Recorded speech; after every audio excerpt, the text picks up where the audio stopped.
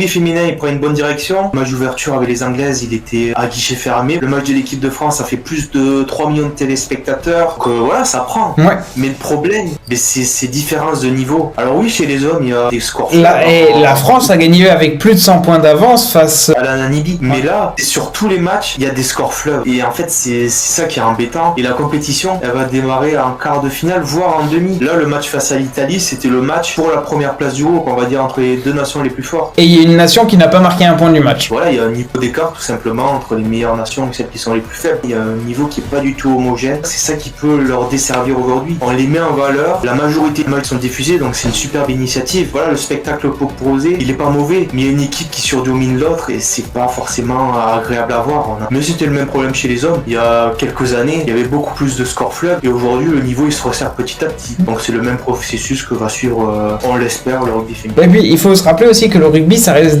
un sport en soi qui reste quand même assez jeune dans le sens où, d'un point de vue professionnel, la première Coupe du Monde de rugby masculin, il me semble qu'elle a lieu dans les années 80. C'est assez récent, l'air de rien. On manque peut-être encore pour l'instant d'effigie chez les femmes, à l'instar d'un Antoine Dupont chez les hommes, pour porter haut et fort ce rugby. Et en sachant que ça dépend des moyens. Et en l'occurrence, les femmes, il y en a, comme tu l'as dit, qui travaillent à côté. C'est le début.